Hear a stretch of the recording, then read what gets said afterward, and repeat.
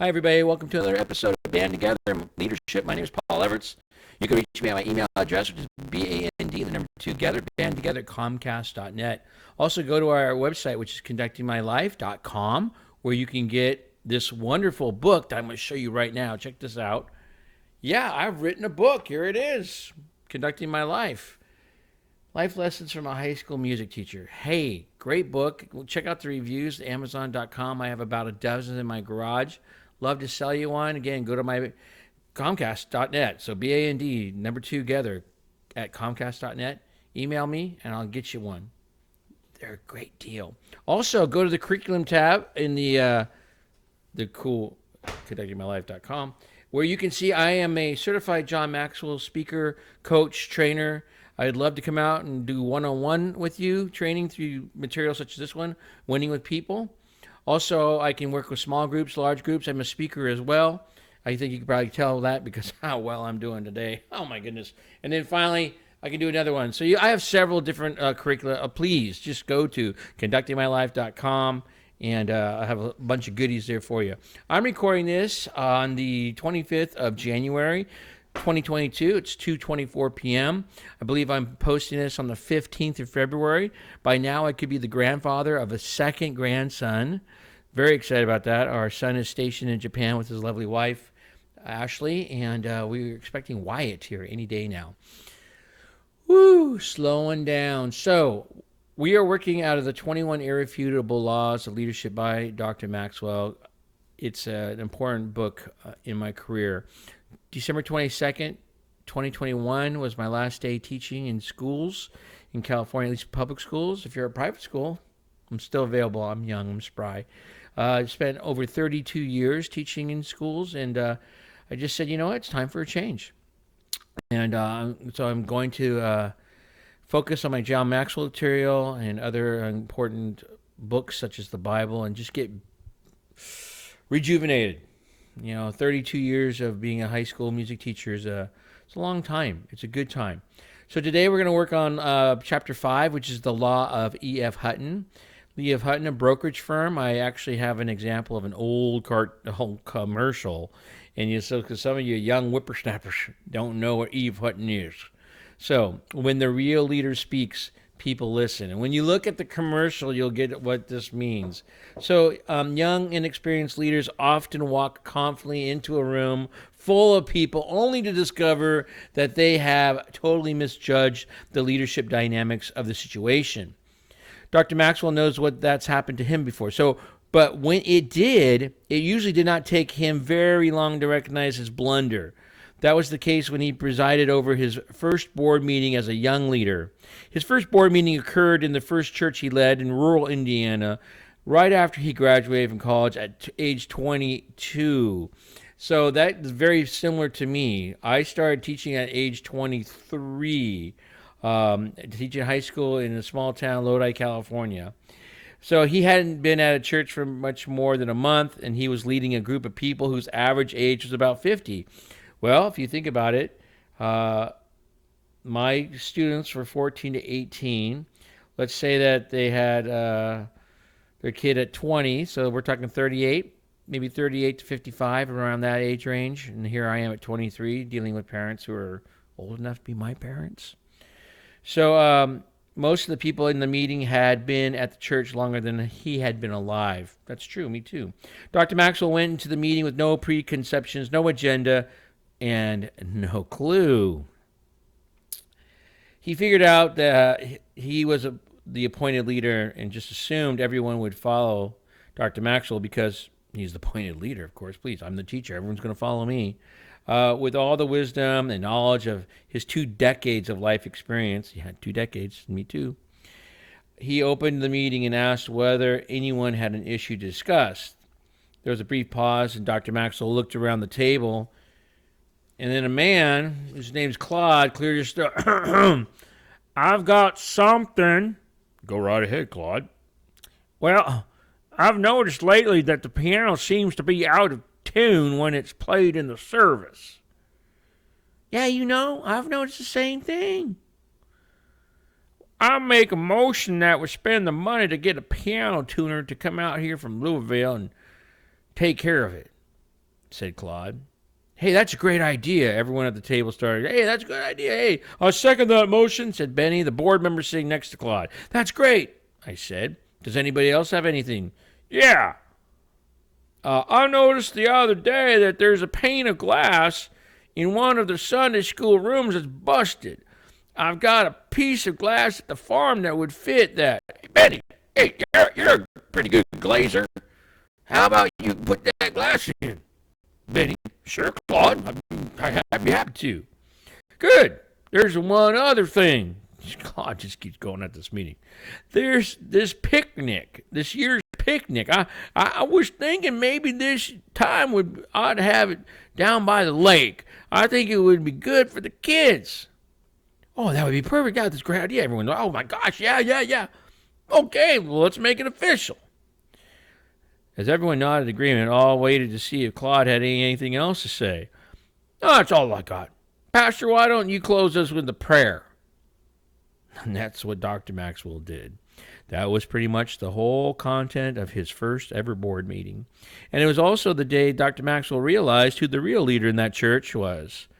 Dr. Maxwell held the position, but Claude, he had the power. And that's when Dr. Maxwell discovered the law of E.F. Hutton.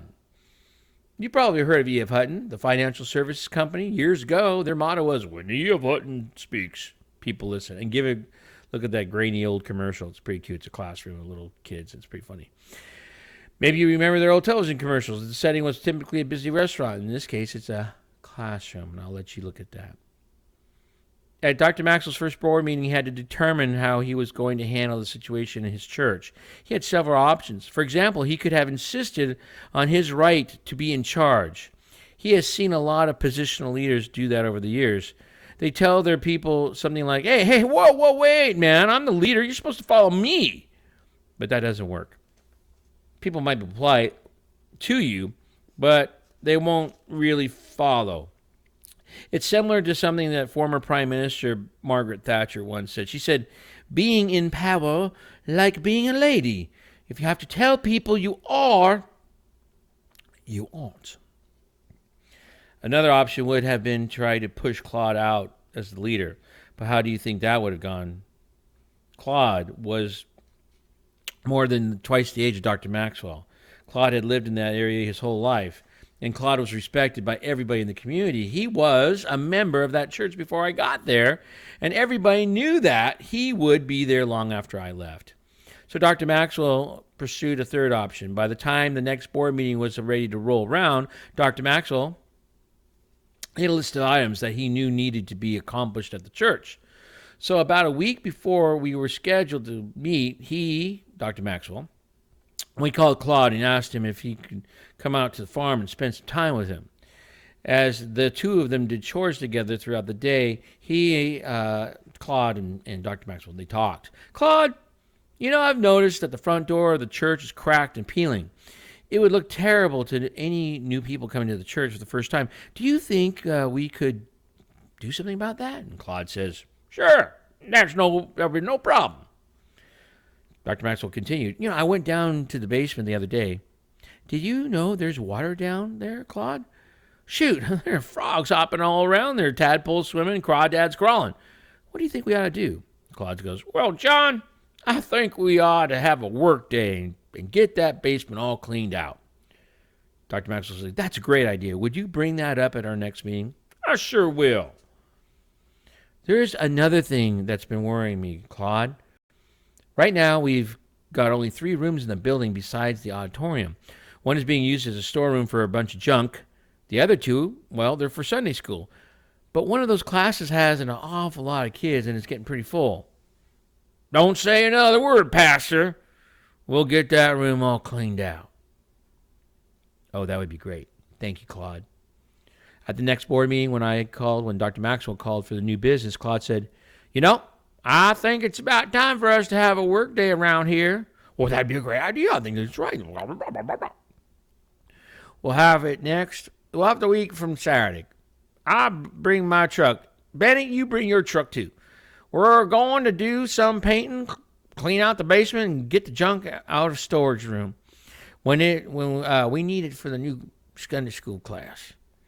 Then Claude turned to one of the board members and said, "And Sister Maxine, you're going to teach it." "I suck at that," said Benny, and that was it. From then on, if Dr. Maxwell wanted to accomplish something in that church, Dr. Maxwell went out to the farm and did the chores with Claude. Dr. Maxwell could always count on Claude to bring him those things before the people. And whenever Claude spoke, people listened. All right? So you're going to have to find out who those leaders are. And you're going to have to get them to understand that you need their help. Positional leaders, they speak first. Real leaders speak later. Positional leaders need the influence of the real leader to get things done. Real leaders, well, they need only their own influence to get things done. Positional leaders, well, their influence only the other positional leaders. Real leaders, well, their influence everyone in the room. The real test of leadership is not where you start out, it's where you end up. So here's the deal, guys and gals. Got a couple things to think about. Number one, character. Who are they? Or who they are. True leadership always begins with the inner person. That's why someone like Billy Graham is able to draw more and more followers to him as time goes by. People can sense the depth of Billy Graham's character. Number two, relationships. Who they know. You are a leader only if you have followers, and that always requires the development of relationships. The deeper the relationships, the stronger the potential for leadership. Each time Dr. Maxwell entered a new leadership position, he immediately started building relationships. Number three, knowledge, what they know. Information is vital to a leader. You need a grasp of the facts, an understanding of the factors involved, and a vision for the future. Knowledge alone will not make someone a leader, but without the knowledge, he or she cannot become one. Number four, intuition, what they feel. Leadership requires more than just a command of data. It demands an ability to deal with numerous intangibles. Number five, experience, where they've been. The greater the challenges you have faced in the past, the more likely followers are going to give you a chance. Experience does not guarantee credibility, but it encourages people to give you a chance to prove that you are capable. 6, past success, what they have done. Nothing speaks to followers like a good track record. When Dr. Maxwell went to his first church, he had no track record. He could not point to the past successes to help people believe in him. By the time Dr. Maxwell went to his second church, he had a few. Every time Dr. Maxwell extended himself, took a risk, and succeeded, followers had another reason to trust his leadership ability and to listen to what he had to say. And then finally, 7, ability, what they can do. The bottom line for followers is what a leader is capable of. Ultimately, that is the reason people will listen to you and acknowledge you as their leader. As soon as they no longer believe you can deliver, they will stop listening. And that's why I would leave. After a while, what I was saying wasn't, I didn't make the shift. And I don't want to say that I'm stubborn, but I'm going to say I'm stubborn. I'm going to say this is how we're doing things, and that would be a bad one right there for me. As far as I can do it, and after a while they just weren't following. I do like all of these. One more time, there are 7 things. I'll just read them: character, relationships, knowledge, intuition, experience, past success, and ability. Okay, so once you have a handle on the law of E.F. Hutton, you understand that people listen to what someone has to say, not necessarily because of the truth being communicated in the message, but because of the respect they have from the speaker. Again, the law of E.F. Hutton. We're going to know who the leader is because when they speak, people listen. Begin with the end in mind. Every choice you make is who you are, so choose wisely. Seek first to understand and be understood. People really are hurting. Listen to them. When you ask them how you doing, listen to the answer. And then finally, people don't care how much you know until they know how much you care. I care about you a lot. That's why I'm doing this. I hope this helped one person. Again, BAND, the number 2 together. Band together at Comcast.net. Reach out to me. Let's get together. It's because people getting together, there's a chance that we're going to grow together. And better people make better leaders. Let's do it. Thank you. Bye.